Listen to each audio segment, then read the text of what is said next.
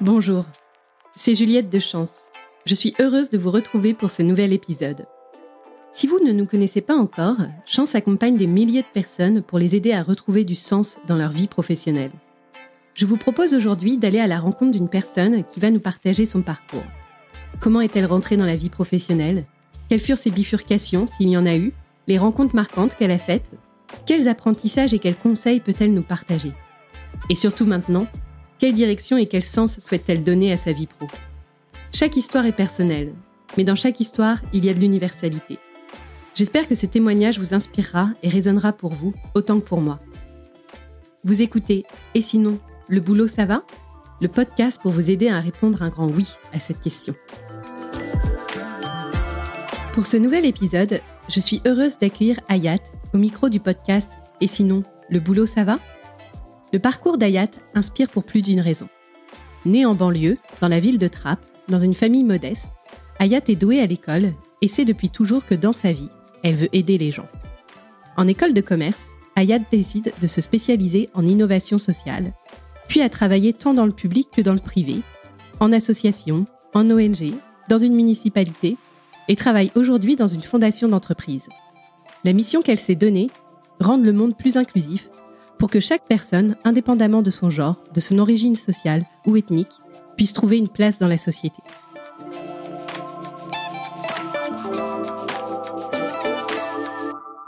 Bonjour Hayat. Bonjour. Je suis très heureuse de te recevoir sur notre podcast. En découvrant ton parcours, j'ai l'impression qu'il y a un fil rouge finalement, qui a toujours la même finalité, mais que tu as pu justement l'exercer dans différents environnements. Est-ce que tu peux nous en dire un peu plus ? Si tu veux, depuis toute petite, alors je savais pas exactement quel intitulé de job j'aurais. Et en fait, finalement, je m'en fichais un peu. Ce que je savais, c'est que je voulais aider les gens. Enfin, voilà, c'est une idée d'une enfant, donc l'enfant que j'étais.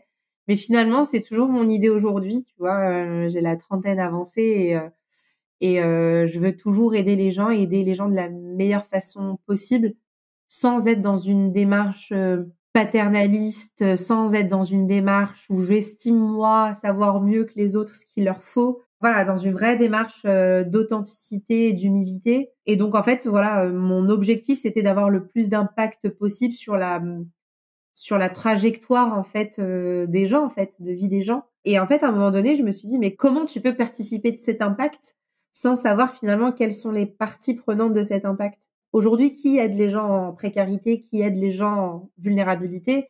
Il y a plusieurs acteurs qui font partie de cet écosystème. Tu as bien sûr, même si on a tendance à l'oublier, le premier, à savoir l'État, les collectivités. Et pour moi, ça faisait sens d'avoir une expérience en collectivité et au premier degré, je veux dire, de les collectivités, à savoir une mairie, parce que finalement, la mairie, c'est un peu la première représentation de l'État au plus proche des citoyens. Hein, quand il y a quelque chose, c'est un des premiers contacts que tu as en fait dans ta vie avec l'État, c'est dans une mairie. Et en fait, voilà, je voulais savoir concrètement, c'est quoi en fait l'emploi au niveau du mairie, c'est quoi le développement économique, c'est quoi le commerce local, c'est quoi la réalité en fait de mes voisins, de mes voisines, du boucher qui veut ouvrir sa boutique, du jeune porteur de projet qui est aujourd'hui sans emploi, mais qui est plein d'énergie et plein de volonté et qui sait pas par où commencer, c'est quoi leur réalité, en fait. Et donc, après l'État, bien sûr, il y a le tissu associatif. C'est pour ça que j'ai plusieurs expériences dans le secteur associatif. D'abord, chez Mosaïque RH, sur les sujets d'inclusion, dans l'emploi salarié, des personnes, on va dire, issues de territoires moins privilégiés, notamment dans les quartiers populaires, mais pas que. C'est aussi pour ça que j'ai rejoint après Positive Planète, mais sur les sujets d'inclusion économique, mais cette fois-ci, plutôt via l'entrepreneuriat. Hein. Tout le monde n'est pas fait pour être salarié. Et dans l'entrepreneuriat, il y a une certaine latitude et une certaine flexibilité. Il y a aussi d'autres exigences, mais en tout cas un certain mode de vie qui est plus en phase avec des gens qui ont des parcours, c'est vrai, de vie hachés, qui sont des femmes des mères isolées, qui sont des personnes qui ont, par exemple, à un moment donné, eu un casier judiciaire et qui peuvent pas, pour un certain nombre de raisons, rejoindre une entreprise. Voilà, donc ça répond à certains besoins et à un certain besoin, je dirais, des publics qu'on considère comme étant un peu plus vulnérables que les autres, peut-être parce qu'ils n'ont pas eu le bon diplôme, ils n'ont pas fait la grande école, ils n'ont pas le capital financier de départ qu'il faut pour lancer une boîte, etc., etc. Et donc toute cette difficulté-là, pour moi, c'est un peu la France, quoi. Donc voilà, pour moi, aller en collectivité, aller en association, aller dans le privé aussi, hein, parce que c'est aussi le privé qui est aujourd'hui un des financeurs finalement du tissu associatif et finalement de manière directe ou indirecte un des acteurs de l'impact. Donc voilà, pour moi effectivement ces différentes expériences, elles suivent une trajectoire, elles suivent le désir d'avoir le max d'impact possible et surtout d'avoir un impact qui serait en tout cas d'autant plus fort qu'il serait indexé sur une exigence de pertinence. Et pour avoir cette pertinence, faut connaître les gens, quoi. Faut connaître les gens, faut connaître les univers dans lesquels ils et elles évoluent. Et c'est ce que j'essaie de faire. Merci pour cette réponse. Donc, si je récapitule, il y a eu plusieurs environnements. Il y a eu la collectivité locale avec la mairie, le monde associatif, l'entrepreneuriat, le privé avec les grands groupes. Est-ce que il y a un environnement qui t'a le plus marqué? J'ai l'impression que c'est la mairie parce que tu me disais, bah là, je suis au contact des gens. Honnêtement, chaque expérience a été révélatrice pour moi. La mairie, elle m'a marquée parce que c'était pour moi une épreuve de résistance. En tout cas, moi, ce que j'en ai tiré, c'est qu'on peut pas se dire qu'on comprend la France si on ne passe pas par une collectivité locale, honnêtement. Parce qu'en fait, il y a tellement de choses qui dépendent de l'État, il y a tellement de contraintes qui sont aussi imposées par l'État pour les associations. Il y a tellement de financements qui dépendent de l'État, il y a tellement de régulations qui dépendent de l'État. Et il y a aussi, au-delà de toutes ces régulations, ou toutes ces directives, ou tout ce cadre, il y a aussi un rythme de l'État. Et tant qu'on n'a pas saisi un peu ce rythme-là, tant qu'on n'a pas aussi saisi ce que vivent aussi, je trouve, les fonctionnaires qui sont dans les collectivités locales, qui sont au contact du dur aussi. C'est la première porte, ce que je disais tout à l'heure, c'est souvent la première porte qu'on pousse. D'ailleurs, avant même une association, parce que si vous êtes en situation, par exemple, je sais pas moi, de vulnérabilité économique, de grande précarité, comment vous savez qu'il y a tel ou tel asso qui existe? Comment vous savez où est son local? Pour le peu que vous soyez, alors si vous êtes bien sûr habile d'un point de vue digital, vous débrouillez sur Internet, ça. Mais en fait, on sait aujourd'hui qu'il y a 17% de la population française qui souffre d'électronisme. Très souvent, ce sont les personnes déjà les plus vulnérables, donc elles cumulent des vulnérabilités. Et en plus d'être vulnérables, elles savent pas où aller. Donc souvent, la première porte qu'elles poussent, c'est celle de leur mairie, et plus spécifiquement peut-être du CCAS, du Centre communal d'action sociale.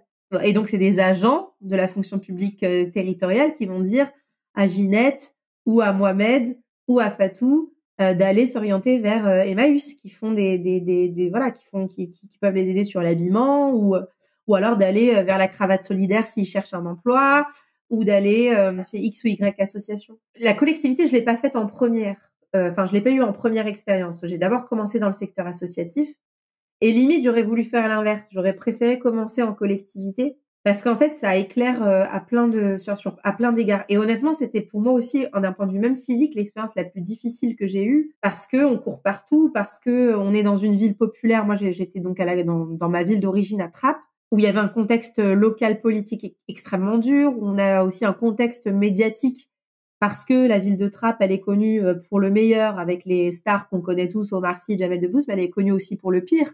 Et elle cumule aussi un certain nombre de difficultés entre pauvreté, délinquance, trafic de stupéfiants, radicalisation à un moment donné, etc. Et donc, du coup, on en pâtit aussi quand on a un agent et qu'on veut faire des choses, on veut implanter des projets, je sais pas moi, d'économie sociale et solidaire, on veut amener du tissu associatif au bénéfice des trappistes qui sont en difficulté, etc. Il faut une équipe pour ça. Une équipe, il faut des recrutements. Et en fait, quand on pâtit d'une certaine réputation, c'est très difficile d'être attractif. Et donc, si vous n'avez pas d'équipe, c'est les projets qui en pâtissent. Et donc, vous tirez sur vous, votre énergie à vous individuelle, mais on se rend compte que parfois, ça suffit pas.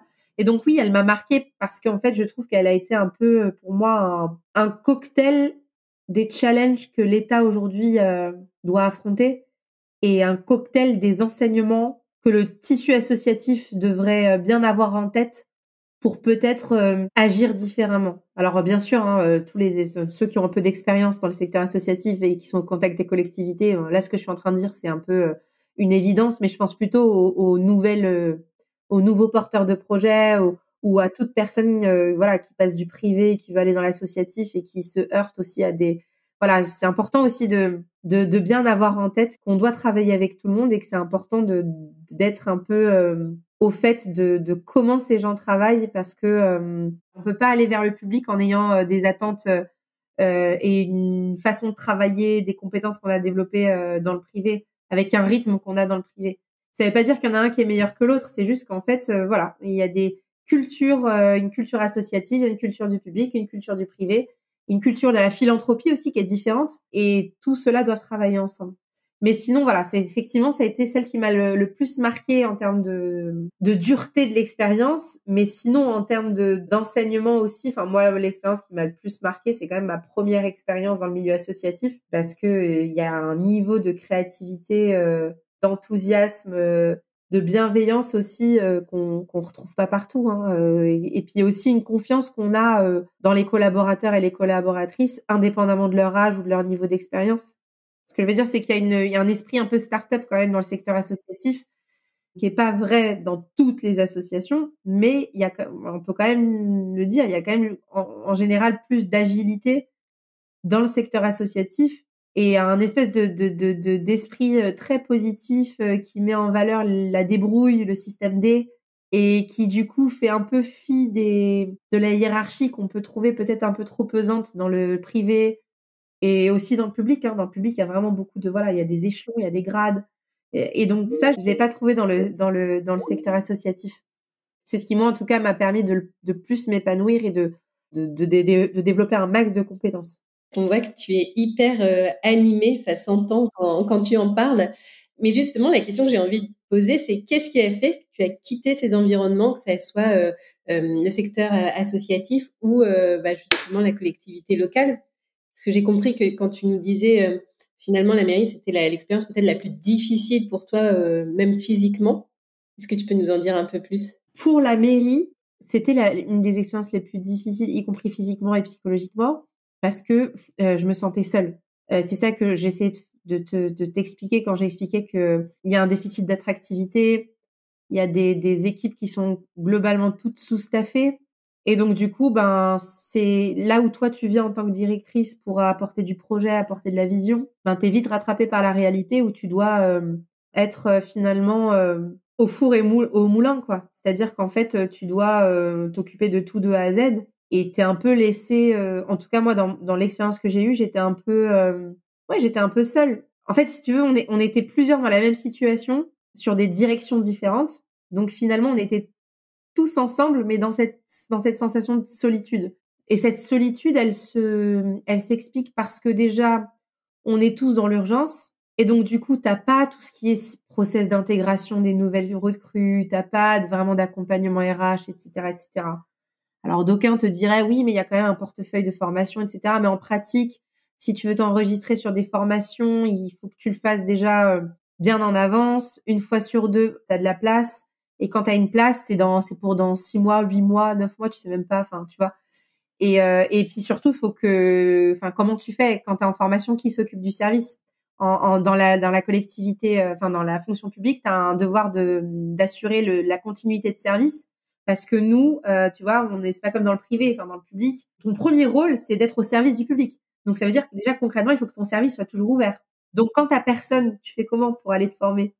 À un moment donné, en fait, tu tires, mais c'est plus tenable en fait pour toi, ton épanouissement à toi. Et puis c'est surtout qu'au-delà même de l'énergie, c'est que tu peux pas prendre du temps à prendre plaisir à monter des projets parce qu'en fait, tu es absorbé par la quotidienneté. Et concrètement, si tu veux des exemples concrets, moi, le premier mois où je suis arrivée, j'ai dû gérer 2 cambriolages de la pépinière d'entreprise dans laquelle j'étais, dont une avec voiture bélier.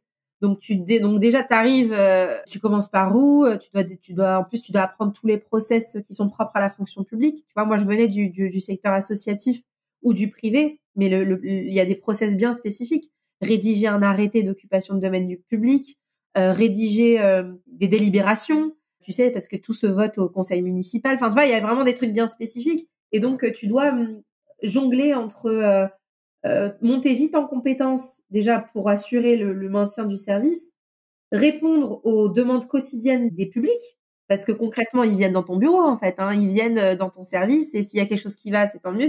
En général, ils viennent pas, du coup, quand ça va bien, mais quand ça va pas, ils viennent spontanément. Et là, il faut que tu trouves une réponse tout de suite, ou en tout cas rapidement, parce que tu vois les personnes en face de toi mécontentes.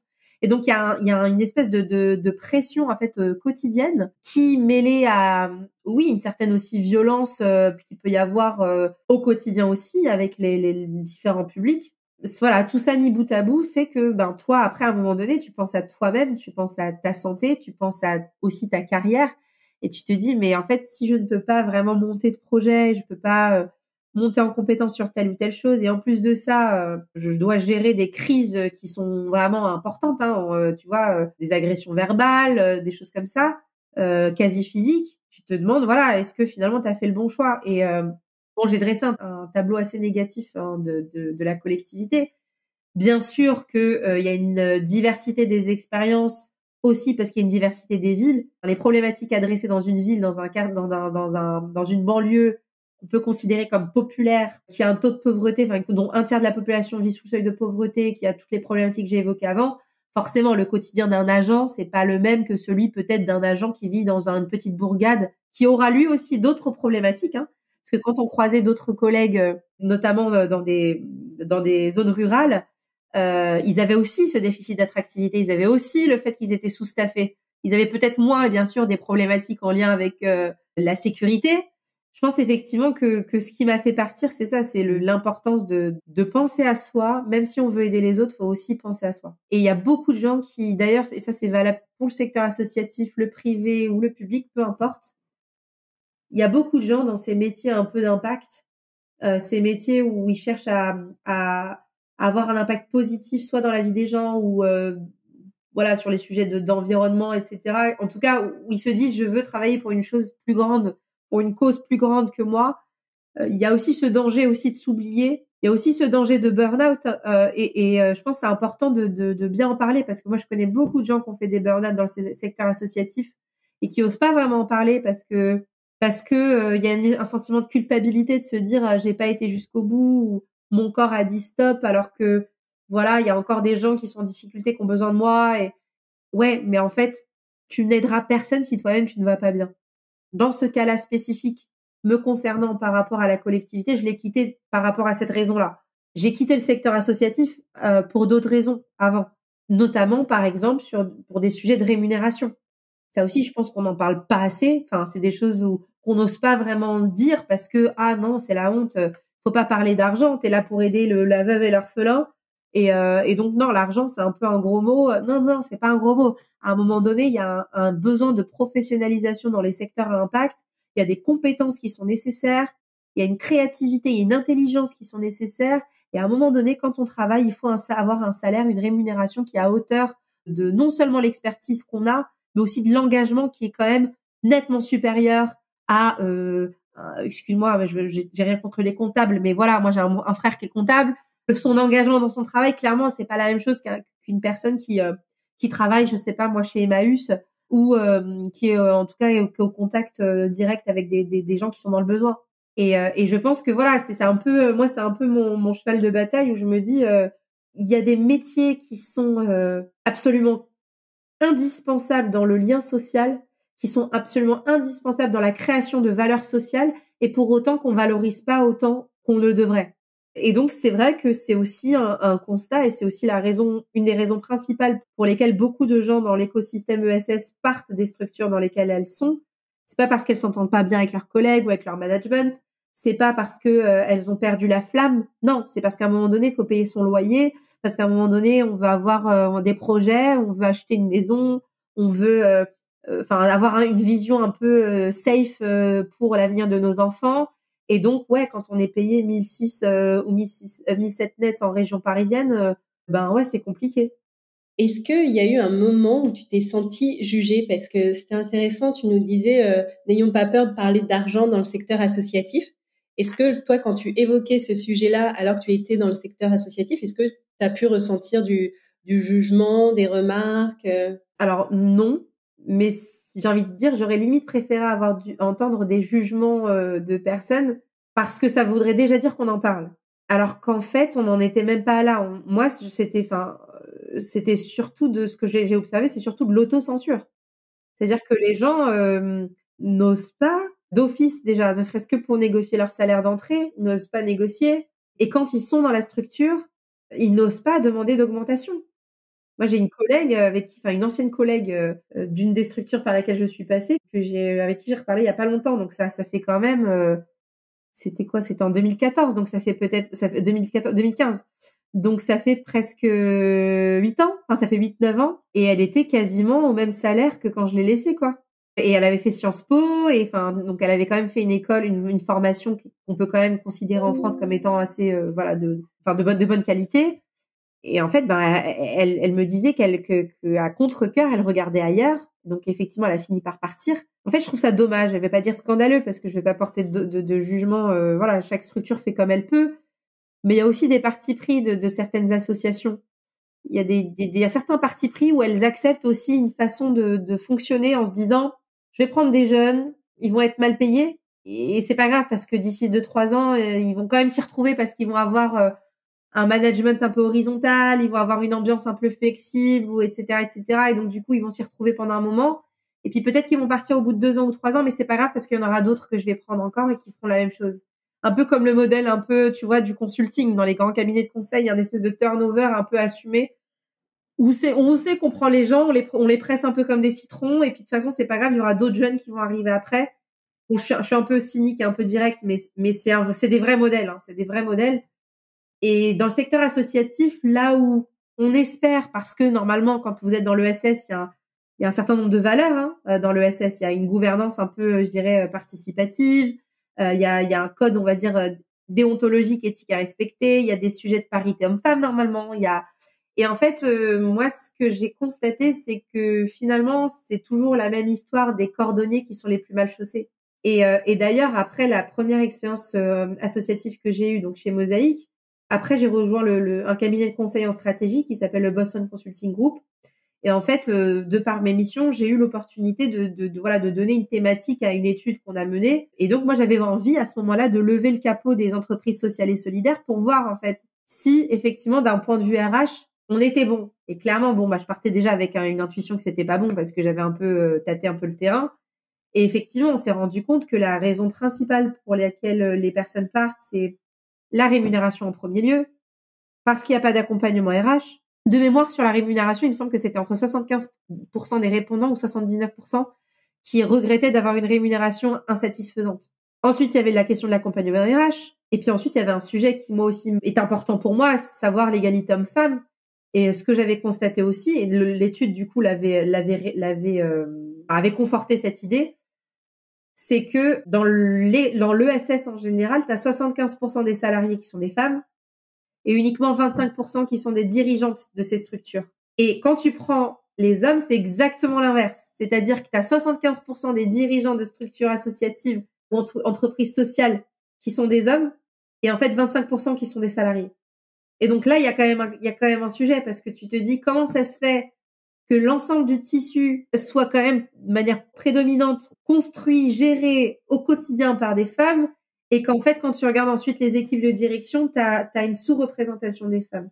C'est qu'il y a aussi un sujet, tu vois. Et donc, moi, c'est un peu ce qui me passionne aussi, c'est d'expliquer, enfin, en tout cas, c'est ma vision des choses, c'est que personne n'a le monopole de l'éthique, personne n'a le monopole de la déontologie, personne n'a le monopole de l'impact. Et donc, en fait, quand j'ai fait ces différentes expériences, que ce soit dans le public, dans l'associatif ou dans le privé, partout, j'ai vu des bonnes initiatives et des mauvaises. Partout, j'ai vu des bonnes pratiques et des mauvaises. Que ce soit sur la RH, sur les rapports hommes-femmes, sur le droit du travail, etc., etc. Et donc, je pense que on gagnerait tous un peu, chacun d'où on est, chacun d'où on parle, à bien intégrer ça et parce que j'entends beaucoup, surtout dans les jeunes générations, des trucs en mode j'irai pas travailler dans telle boîte ou je ferai pas ceci ou je ferai pas cela. Et en fait, qui vont dans le secteur associatif et qu'on récupère ensuite à la petite cuillère parce qu'en fait, ils ont été complètement dans ils ont été désillusionnés parce qu'ils fantasmaient aussi sur un secteur de l'ESS qui en fait lui-même se construit, lui-même doit se challenger, lui-même peut-être même plus qu'ailleurs doit avoir un haut niveau d'exigence en termes d'éthique et d'impact. Merci pour tous ces éclairages sur ce secteur et ces différents types d'organisations. Est-ce que tout au long de tes expériences, il y a eu des rencontres professionnelles qui t'ont marqué? Dans mon parcours professionnel, en fait, si tu veux, je te dirais même que ce sont surtout les rencontres qui ont fait mon parcours professionnel. Dans l'écosystème, enfin, j'essaie de réfléchir à ce qui ferait sens et aussi pour les personnes qui vont nous écouter. Je pense dans cet écosystème de l'impact, même si le terme est peut-être un peu galvaudé, parce que finalement tout le monde veut faire de l'impact aujourd'hui, on sait plus trop ce que c'est, mais en tout cas dans l'économie sociale et solidaire, il y a un certain, je dirais, entre-soi. Il y a un entre-soi partout, hein. Dans le milieu bancaire, t'as un entre-soi, dans la politique, t'as de l'entre-soi, etc. Mais je trouve que les gens ne pensent pas spontanément à cet entre-soi appliqué à l'ESS, parce que on se dit c'est les bisounours, on se dit c'est et donc en fait on pense spontanément que si on est voilà, on a une formation, on a des compétences, on va trouver un job dans cet écosystème-là, un peu comme n'importe quel job sur un job board, Pôle emploi, etc. Mais en fait, pas du tout. En fait, dans cet écosystème-là, tout est réseau, tout est rencontre, tout est qui tu connais, avec qui tu as travaillé à un moment donné, avec qui tu as monté un projet. Parce qu'en fait, les offres sont quasiment pas visibles sur Internet, etc., etc. Et donc, oui, j'ai eu des rencontres qui m'ont marqué. Et je parle de avec cet angle un peu emploi parce que pour les personnes qui potentiellement écouteront ce podcast, ce sont vraiment ces rencontres-là qui ont concrètement abouti à mon recrutement, en fait, hein. Mosaïque, par exemple, la première expérience que j'ai eue, comment ça s'est fait? J'avais fait mon mémoire de fin d'études sur les discriminations liées à l'origine ethnique et les réponses en matière d'innovation sociale. Et du coup, c'est via ce mémoire que j'ai rencontré un certain nombre d'entrepreneurs sociaux que j'ai interviewés, etc., etc. En parallèle, j'avais un engagement citoyen et donc bon, peu importe, les planètes se sont alignées et à la fin de mon mémoire, un des entrepreneurs que j'avais rencontré m'a proposé de voilà une création de poste et donc c'est comme ça que j'ai commencé chez Mosaïque RH. Après Mosaïque RH, enfin durant Mosaïque RH plutôt, durant mon expérience chez Mosaïque RH, j'ai rencontré plein de partenaires parce que j'étais en charge des partenariats privés et donc j'ai rencontré notamment par exemple l'ancienne directrice RSE de Capgemini. Cette même directrice RSE qui, des années plus tard, est passée à la direction générale de la deuxième ONG dans laquelle j'ai été, bien des années plus tard, et qui m'a appelée en disant, voilà, tiens, j'aimerais faire ceci, cela, est-ce que ça te dirait de rejoindre l'aventure? Et en fait, ce sont vraiment des personnes comme ça qui travaillent dans cet écosystème, qui ont été soit dans le privé ou dans le secteur associatif, qui ont un peu navigué. Mais après, en termes de, si ta question c'est vraiment qui, moi je dirais que la première rencontre, tu vois, c'est quand même Saïd Amouche, le fondateur de Mosaïque RH que j'ai rencontré, qui du coup m'a quand même concrètement donné l'opportunité pour la première fois de mettre le pied dans le secteur associatif, dans une association qui à l'époque était en plein passage à l'échelle. Et donc là, c'était absolument passionnant de rencontrer. Tu vois, j'ai rencontré l'ambassadrice des États-Unis à ce moment-là. Enfin, tu vois, je sais pas si on se rend compte, mais tu as 25 ans, tu t'essaies de répondre à l'ambassadrice des États-Unis qui souhaiterait monter un projet pour l'emploi des jeunes et faire en sorte qu'ils puissent être mieux inclus, dans les entreprises américaines implantées en France. Et donc, oui, c'est des rencontres qui te marquent. Tout comme rencontrer, par exemple, quand j'étais quelques années plus tard au BCG, 6 patrons du CAC 40 autour du table qui sont en train de réfléchir à qui on va nommer lauréat du prix de l'entrepreneur social. Et donc pour moi, par exemple, tu vois, tu rencontres le PDG de la Société Générale, donc par exemple Frédéric Oudéa, tu rencontres Augustin de Romanet sur les aéroports de Paris, tu vas rencontrer Sophie Bellon, qui est la fille de Pierre Bellon, donc du groupe Sodexo. Avec ces rencontres-là, pour moi, c'est vraiment ces moments qui ont été les plus décisifs dans la façon de penser les choses. Tu vois, pour moi, ça a été vraiment un accélérateur de maturité parce que c'est là que je me suis rendu compte qu'en fait, dans le fond du fond, alors bien sûr, il y a des méchants, il y a des vrais méchants dans le monde, mais dans le fond du fond, les gens qu'on considère comme peut-être méchants sont pas méchants en fait. Ils sont juste le fruit d'un certain nombre d'expériences, un certain nombre de rencontres eux-mêmes et donc perçoivent le monde et ont une vision du business, une vision de l'engagement sociétal, une vision de l'engagement en termes de sustainability, enfin de développement durable, qui est la leur, mais qui n'est pas figée. Ils sont beaucoup moins figés que ce qu'on pense. C'est juste que eux-mêmes sont aussi dans un entre-soi et ils rencontrent pas finalement tant que ça des gens qui viennent du terrain. Ils rencontrent pas forcément tant que ça des gens qui leur disent directement ce qu'ils pensent, ce qu'ils et elles pensent. Ils ne rencontrent pas tant que ça des innovateurs sociaux qui expliquent comment, avec 2-3 allumettes et un carton, ils ont designé un programme d'insertion de personnes réfugiées dans l'emploi, par exemple. Et donc, vraiment, je trouve que ce sont ces rencontres-là, en tout cas pour moi, où je me suis dit, non, en fait, il n'y a pas d'office les gens qui sont gentils et d'office les gens qui sont méchants. Il y a des gens à convaincre partout. Et ta capacité à les convaincre, ta capacité à avancer tes idées, elle dépend de ton humilité, de ton écoute et ta vraie écoute. Pas le fait juste d'être devant eux et pousser tes idées. Non, vraiment d'écouter c'est quoi en fait les enjeux pour un CEO aujourd'hui. c'est quoi les enjeux pour un politique aujourd'hui.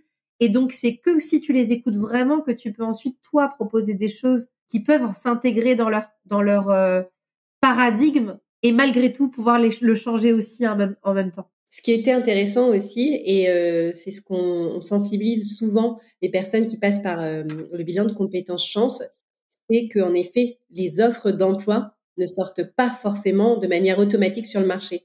Et on a un chiffre qui est assez édifiant, c'est pratiquement 70% des offres d'emploi ne sortent pas, ne sont pas publiées, parce que justement, il y a ces entre-soi, ce réseau. Et je pense qu'on ne peut que conseiller à l'écoute de ton témoignage de cultiver son réseau, cultiver ses rencontres. Un grand merci pour ce partage, en tout cas. J'avais une autre question, c'est si tu devais refaire les choses, si tu devais parler à la petite Hayat de 12 ans, qu'est-ce que tu lui conseillerais? Si je devais reparler à la Hayat de 12 ans, je vais répondre à un truc qui peut paraître un peu présomptueux, mais je pense que je changerais rien. Je changerais rien parce qu'en fait, si tu veux, la Hayat de 12 ans, elle part de très loin en fait.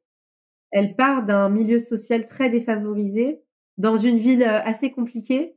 Très tôt, j'étais assez lucide sur mes points forts et mes points faibles. Et je savais concrètement qu'il n'y avait pas grand-chose pour m'aider, mis à part mon énergie à moi et ma volonté. Et bien sûr, le soutien un peu collectif, mais tu sais que voilà, ton environnement familial, etc., etc. Mais je veux dire, voilà, je partais pas avec de l'argent. Tu vois, j'étais boursière dernier échelon.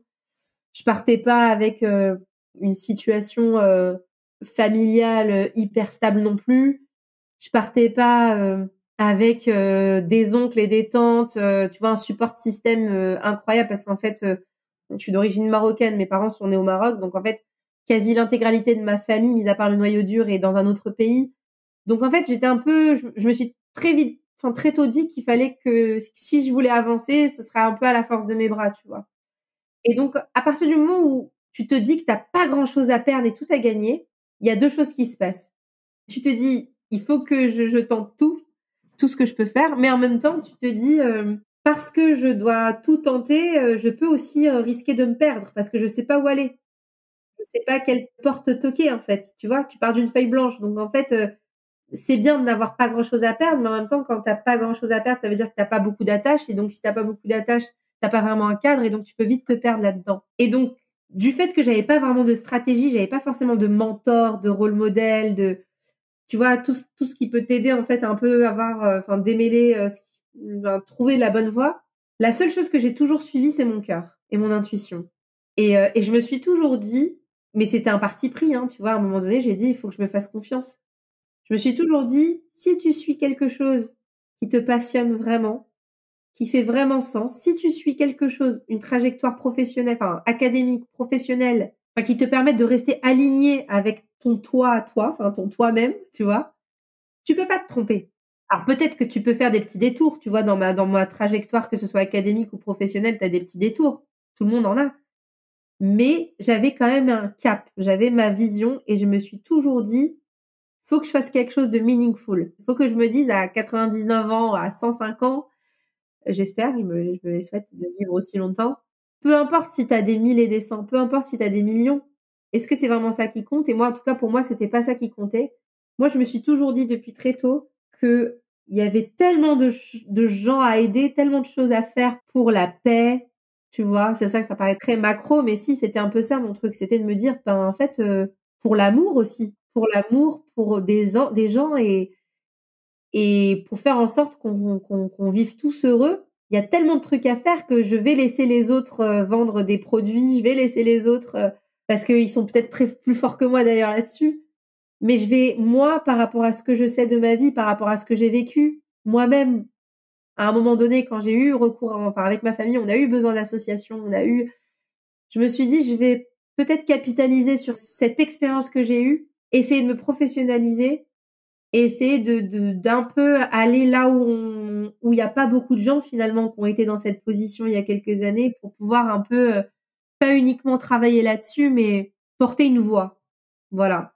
Et donc en fait, si tu veux, ça depuis toujours, alors je l'avais jamais formalisé comme tel, encore moins quand j'avais 12 ans, mais tout ce que je savais c'est que je voulais faire des choses pour faire en sorte que le monde aille mieux Et donc, j'ai toujours suivi à chaque étape. Quand j'avais à un moment donné, j'étais à un croisement, est-ce que je vais là ou je vais là? Je me suis toujours demandé, est-ce que ça rendrait le monde meilleur et est-ce que je serais heureuse aussi en le faisant?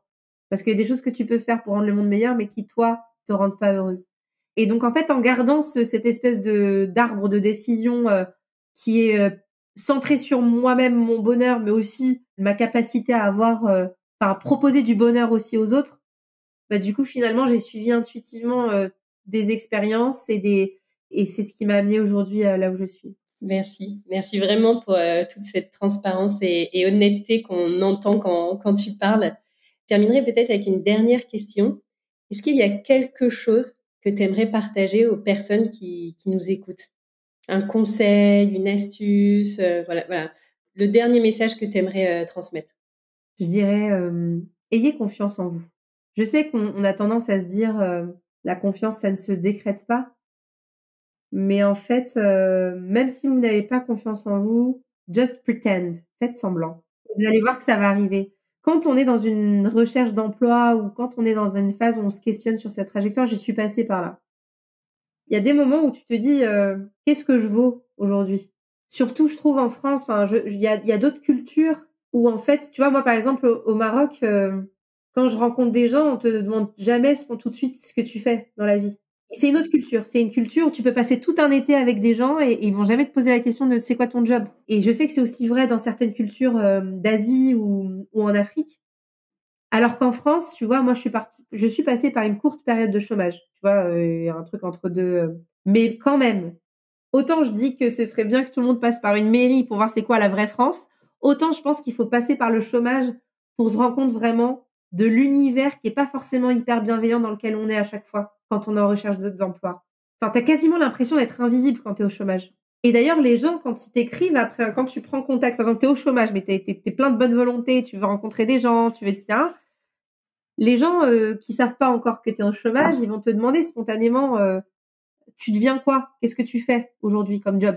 Comme si finalement on n'existait que par le job qu'on a. Tu vois, on existait socialement que par le job qu'on a. On a une valeur que par le job qu'on a. Mais en fait, on est plein de choses. Tu vois, les gens qui sont en train qui j'espère seront nombreux à écouter ce podcast et nombreuses, vous êtes plein de choses en fait. Vous êtes une histoire, vous êtes une personnalité, vous êtes une multitude de passions, alors que vous avez le temps d'explorer ou pas. Vous êtes des lectures, vous êtes des voyages, vous êtes des rapports avec vos amis, votre famille, vous êtes des rêves aussi. Et en fait, je pense qu'il faut avoir confiance en soi et assumer qu'on est une personnalité avant d'être un job. Et c'est en assumant ça que finalement, vous allez voir qu'il y a plus de portes qui vont vous s'ouvrir. Parce qu'en fait, je rencontre beaucoup de personnes à la recherche d'un job et je rencontre aussi beaucoup de RH. Et c'est fou comme je vais parler le matin avec quelqu'un qui me dit ouais, c'est quoi les astuces pour parce que j'ai fait de la vente, je suis dirigeante d'une association, je fais du bénévolat aussi dans telle association, je suis passée par une agence immobilière aussi. Et donc quand je raconte mon histoire, enfin moi j'estime avoir plein de talents, plein de cordes à mon arc. Mais les recruteurs, j'ai l'impression que ça bloque parce que et de l'autre côté, quand je parle à des RH, ils vont me dire ouais, ce candidat je l'ai vu et bon, il était trop vraiment centré, il avait pas de vision, il se projetait pas sur ce qu'il pouvait faire sur 10 ans, etc. Et donc en fait, il y a une rencontre, j'ai l'impression parfois un peu qui se fait pas. Et quand on adresse vraiment le point dans le détail, on se rend compte que les personnes à la recherche d'un emploi, elles ont tendance à se focus vraiment trop sur le job et du coup en fait, c'est contre-productif. Concentrez-vous sur vous, ayez confiance en ce que vous êtes, en la multiplicité et la richesse de votre parcours. Déterminez l'histoire que vous voulez raconter aux gens. Une fois que vous avez cette histoire, là, c'est que là que vous allez ensuite faire votre CV, votre lettre de motivation et rencontrer les gens. Mais d'abord, déterminez c'est quoi votre histoire. Quelle est l'histoire que vous voulez raconter? Toi, Juliette, c'est quoi l'histoire que tu veux raconter? Est-ce que c'est l'histoire de quelqu'un qui a fait plein d'expériences différentes?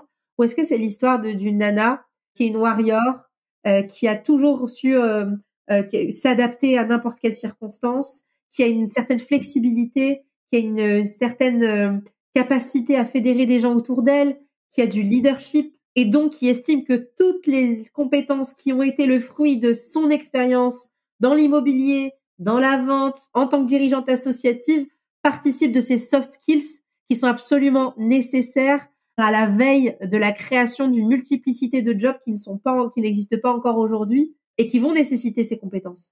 Et tu vois, là, l'histoire, elle est différente.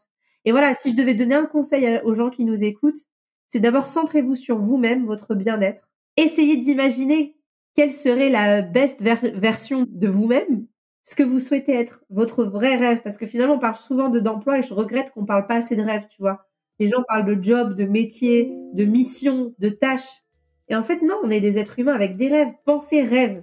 Et essayez effectivement ensuite, dans un second temps, de transcrire ça en des missions, en un CV et en un job.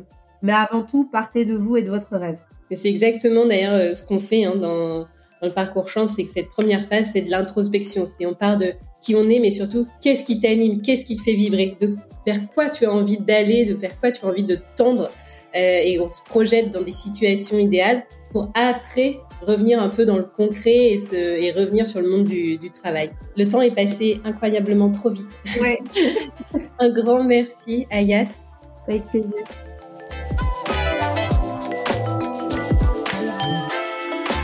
Merci d'avoir écouté. Et sinon, le boulot, ça va ? Le podcast pour vous aider à répondre un grand oui à cette question. Si cet épisode vous a plu, vous pouvez laisser 5 étoiles sur Spotify, Apple Podcast ou Deezer. Cela ne semble rien, mais cela aide beaucoup à soutenir le podcast. Vous pouvez aussi m'écrire sur Instagram, @chance_fr. Et n'hésitez pas à recommander ce podcast à toutes celles et ceux proches qui ont besoin de retrouver du sens dans leur vie pro. À bientôt!